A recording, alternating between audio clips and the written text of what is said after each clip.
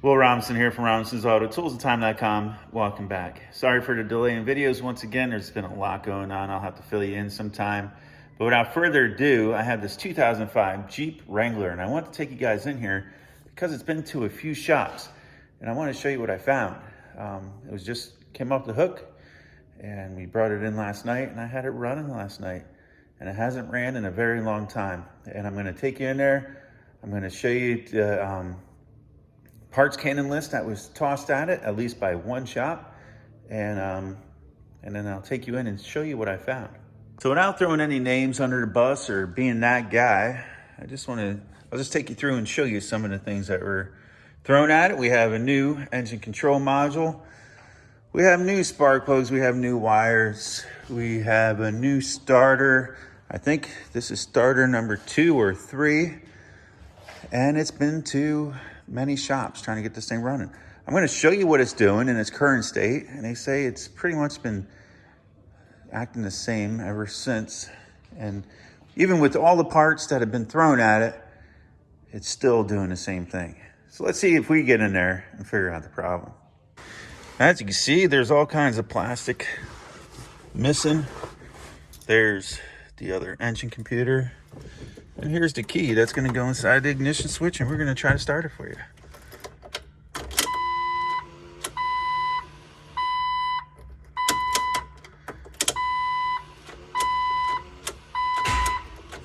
Every once in a while, she'll try to go, but it'll never start. Once in a while, she'll crank, but once again, it will not start.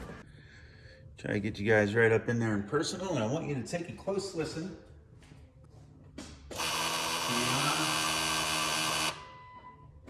Trying to start, nothing.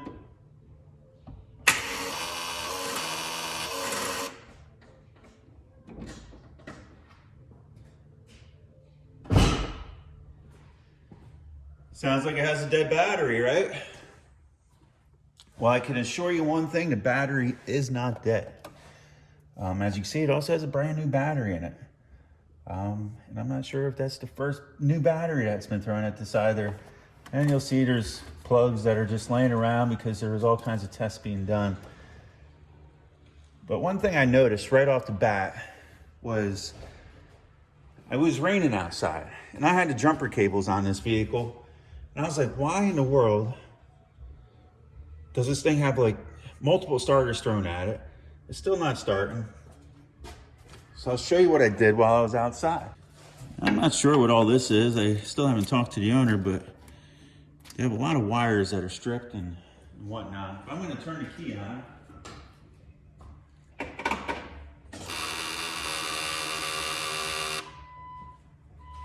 Make sure it's in neutral. And then I was like, let me get down there to the starter and see if I could jump it and see what it does. So I took my screwdriver. You're not going to be able to see down there right now. Pause this for a moment if you need to study it, but I'm going to go down and jump battery B and terminal S from the starter relay and see if the starter cranks. I figured I'd take you through this demonstration. I put it through the poles.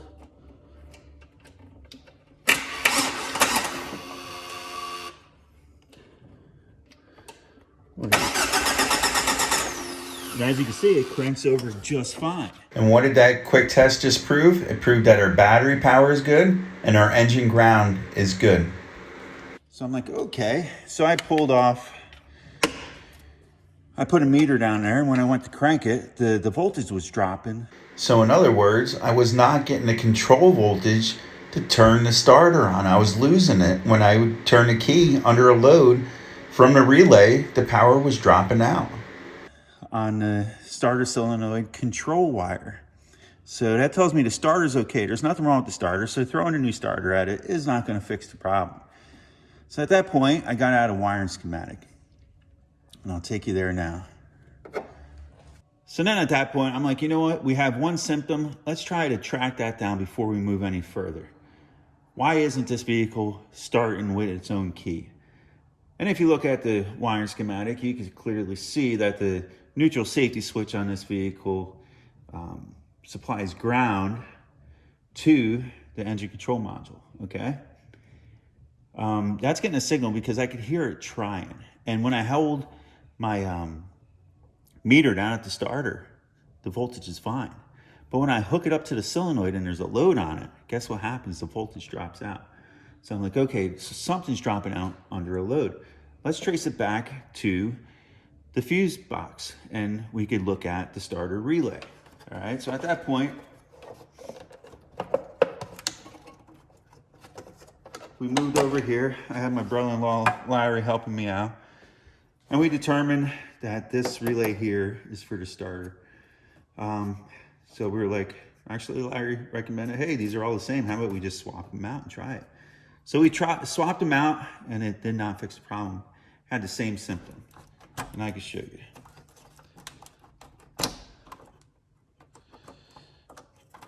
And they are the same relays. They do have the same numbers. But just so I can show you, it will not make a difference.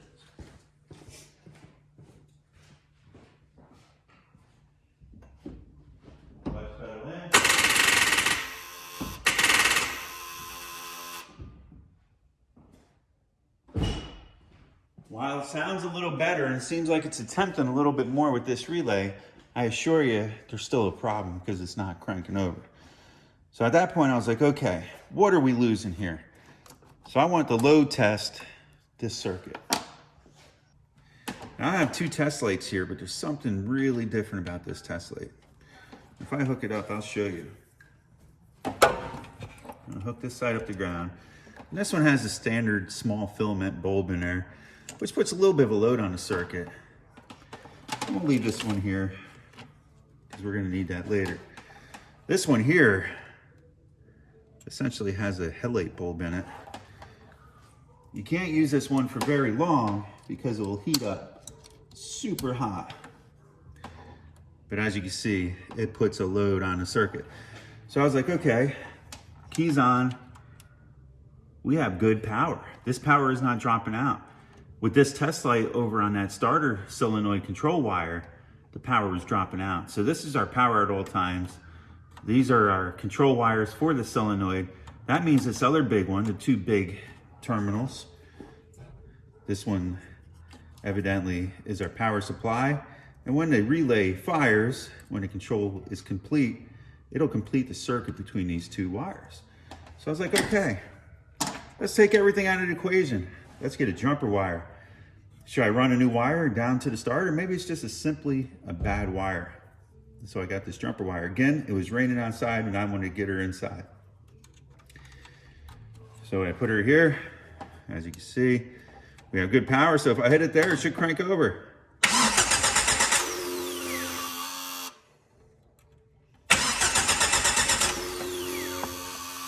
And to my surprise, it cranked over like a champ. So that just told me everything's good down to the starter. Why, when this relay fires, I just tried another relay, that would make me think that there's a bad set of contacts in there. And what's going on? Do I have a bad pin fitment here? I assure you I went over everything. It's not a bad pin fitment. It's nothing to do with that. So then I was like, okay, maybe there's something going on with the control side of it. Grab my test light once again. This filament is a little bit heavy. We don't need nothing this strong to fire that. So what I'm gonna do is use something, a regular test light. And if you can see that there, I'm gonna go in and hit the key and see if that lights up nice and strong.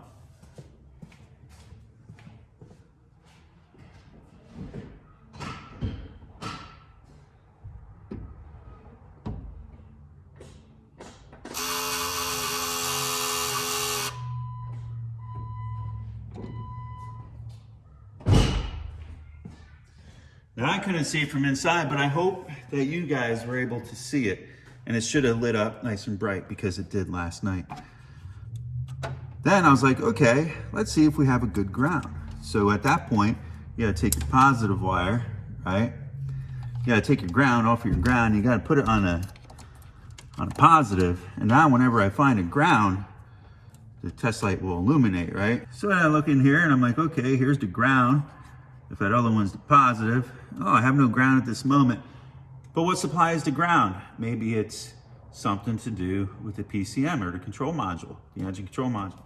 So I'm like, okay, let me cycle the key and see if my ground comes, because maybe it's intermittent.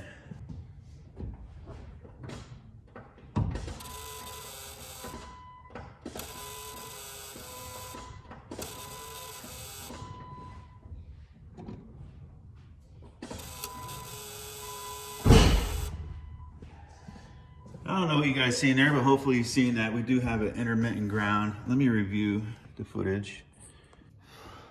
Well, unfortunately, guys, I'm not going to be able to demonstrate it 100% like I did last night, because last night I got a little bit lucky.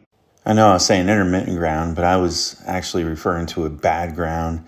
Very weak. You seen how the test light dimmed down whenever I put the ignition to the start mode and it was hooked up to the starter. We put it under a load, and you see under a load, that ground was being drawn down. It was being taken away. We were losing our ground. Therefore, what I did is I supplied a good ground from the battery to the ground side of that relay, and that brought everything back. I was able to then start the vehicle for the first time, but the fuel pump wasn't coming on. And that's when I started looking deeper into another part of the circuit. And when I jumped the grounds over on the control module, everything came back to life, and it cranked over and it started for a brief second, but the fuel pump wasn't running. So then I went back and I looked at the fuel pump wiring schematic, as you see here. And I said, well, power back. Then we have a ground coming back to the engine block near the dipstick. So I'm like, okay, maybe I could find that ground. So once I noticed I was missing the ground for the fuel pump to operate, I started thinking there's got to be something more in common. I have a bad ground somewhere. So I narrowed down this G105 in the ground distribution schematic.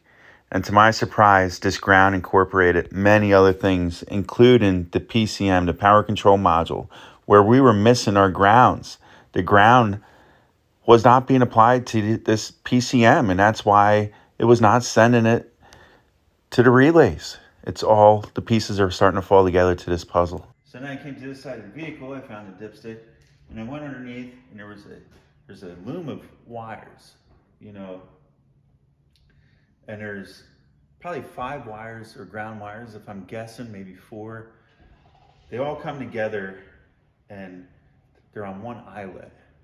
So I reached down there, following that schematic, and I wiggled it and had someone cycle the key for me, and I heard the fuel pump run when I was wiggling that ground. So I'm like, I wonder if all the grounds meet up at this one point. And I held it in that one place until it started, and it started up and it ran great.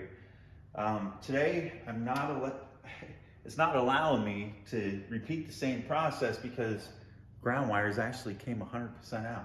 So I'm going to show you. All right, so now we're down on the side of the block. I'll do my best to take you over there, and you can see that ground stud right there, and then all those ground wires that go to the top. Well, I've seen all the green crusties on there, and so then I decided, you know what, I'm gonna reach in there and I'm gonna wiggle these things around. And I heard the fuel pump go, and then just now when I was doing it, trying to get it to work again for you guys, it came 100% off. But you can see all the green crusties there now that we're looking at it, and all the broken ground wires. And I hope this is doing it some justice. All right, before I make this repair, I want to take you guys in here and hopefully give you a better shot and understanding what we're dealing with. You can see we have 7 grounds total, some of which were no longer on there for quite some time, and 2 of which we probably finalized today, breaking it off. So 7 grounds on that one eyelet. All right, so I'm gonna trim this all back to good material, splice them back. It'd be very hard to see back there, but I just got done repairing both the main ground. I replaced that lug in addition to the lug for all the ground wires. I did crimp an eyelet, and I soldered it, but I reinforced the harness to keep the wires from bending, because when you solder, it becomes a point that can break because it's not really made to flex too much. So what I did is I secured the harness, soldered it, because there's so many crimp connections under one lug. And I put that one behind the stud to the block, and then I used the stud for that, and then I put the main ground in front of the dipstick tube after I slid that on to the stud end, and then tightened down the nut. So we have that sandwiched in there really well, and I think we're in good shape. Now I'm going to front probe these two grounds like we checked before. I'm going to use my heavy filament bulb, but this will arc and leave an arc trace on that terminal. I don't want that to happen, so what I'm going to do is I'm going to hold it on the terminal, and I'm going to take this end and hit the positive side of the battery. And as you can see, we got a good ground now. And we'll check this one. Beautiful. Now we have the grounds for the computer to work. Now we're going to see if the vehicle starts. Got the relays back in. Close that up. You can have a sneak peek on what's going on behind the scenes. I got a second-hand alignment machine. That'll be in future videos. However, I'm not set up yet. I'm trying to catch up on some work. And I'm hoping to catch back up with you guys soon to fill you in on all the details. Let's see if this thing starts.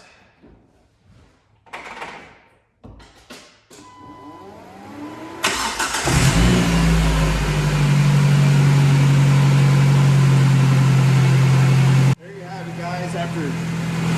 From what I understand, it's been over a year, close to 2 years since this vehicle ran, in 3 different shops, including a dealership that specialized in Chrysler, and they all missed that silly ground and threw thousands of dollars of parts into this vehicle and costed this person their car because they pretty much gave it away because they were so sick of dealing with it.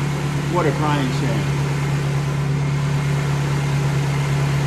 So one thing I like to add to anybody that's watching this, technicians, home mechanics, vehicle owners of any sort, we're always quick to check the positive.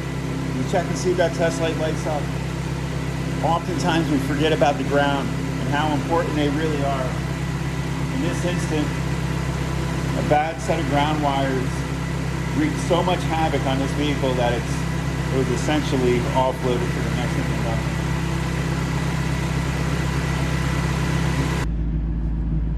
I don't want to throw any names out there, but I will share this little service report and some of the work that was done at a prior dealership. Customer states that when trying to start the vehicle, the ignition was clicking. Vehicle was towed in. The ignition switch was replaced. Vehicle still did not turn over after replacing these parts. Tech verified the vehicle does not start and run. Tech performed various diagnoses. Tech scanned vehicle for codes, and there were no codes present. While trying to start the vehicle does click, but did not turn over. Tech checked the battery, alternator, and starter. The starter gear was worn out and needed to be replaced. After replacing the starter, the tech tried turning on the vehicle. An issue was still present. Tech performed a compression and leak down test on the cylinders. Cylinder 1 was 160, cylinder 2 was 155, cylinder 3 was 161, and cylinder 4 was 157. Tech then checked fuel pressure. It was okay. Tech checked for spark, and all spark was good. Tech then removed upper cover and checked timing, and timing was good. Tech then verified. Then the tech tried to turn the vehicle on again, and the vehicle did turn over with no oil pressure on the gauge. After this, spoke with customer, and customer stated that the PCM and sensors were recently replaced, trying to correct the issue.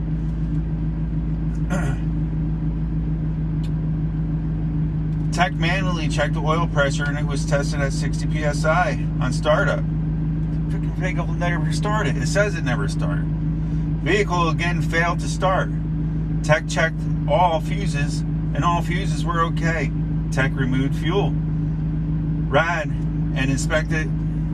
Tech checked all fuses, and fuses were okay. Tech removed fuel, rad, and inspected the fuel pressure regulator operation. With auxiliary pump, fuel pressure was okay. Tech retested all components to make sure nothing was overlooked, and then tried starting the vehicle, and again, still no start. Sorry guys, I had to stop reading this service report, and this was from a dealership. It just wasn't adding up to me, and I really feel bad for the previous owner of this vehicle, because he sold this thing for pennies on a dollar because he was just tired of dealing with it and spending so much to try to get it resolved.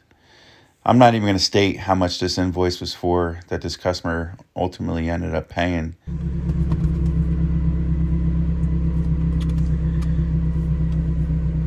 I'm expecting to find quite a bit of stuff, only because there's been a lot of people at this. And we'll find out here shortly.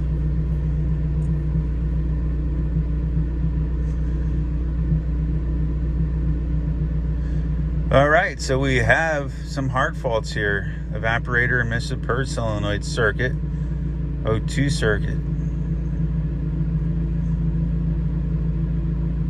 canister vent solenoid. So I'm gonna have to go out there. I'm gonna dig around a little bit, because we have some, looks like we have some hard faults that are not clearing.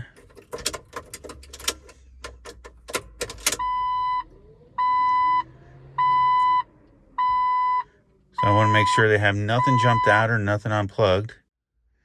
All right, guys, long story short, I came out here, I took a couple voltages, had some weird stuff going on, things firing when they shouldn't be commanded. So I took and I plugged in the old control module, and everything's back to normal. So evidently, either something wasn't programmed correctly in that old control module, is most likely the case. But I contacted the owner. Instead of spending the extra expense for me to program it and go through all that, we are gonna most likely just stick the old one back in it. With the old one back in it, I could establish a communication with no problem. There's no fault codes present. Let me show you the difference inside the vehicle, and we'll take it for a ride and make sure nothing else is wonky on this, because it has been through a lot. But notice how the check gauges isn't on, even though it ran with the other module. Not the point. Still runs now just fine. Of course, I have my seatbelt off, e-brakes on, but now there's no more codes present, and everything's working as it should as far as the accessories and whatnot and the other components. So it was capable of running and all, but it just, there's just something isn't right as far as maybe the matching of the system or something. I'm not sure. I might go through that process, but I want to get this vehicle running, because we want to rest assured that there isn't any other underlying problems with this vehicle. So what I'm going to do for now is just bolt up the old control module, since there's nothing wrong with it. I'm going to do an auto scan once again while you guys are with me.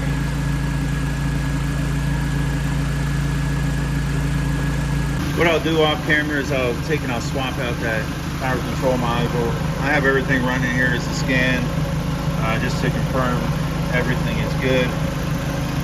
Like I said, all the lights are now off inside the vehicle.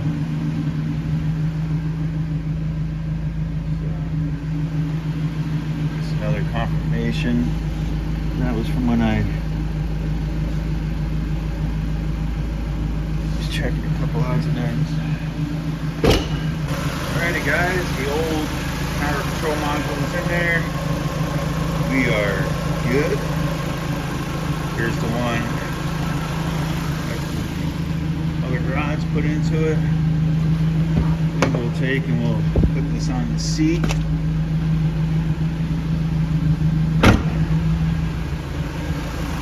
At this point, I'm going to take and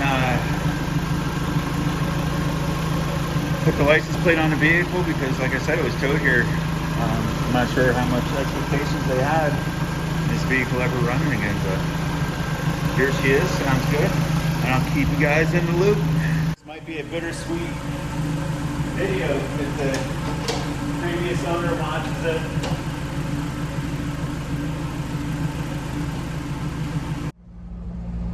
I can tell it hasn't been driven in a while, Mikey. We're on our maiden voyage. Brakes were a little rusty.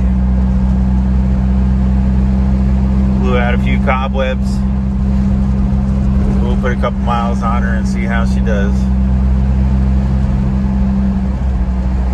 I probably should have checked the air in the tires too.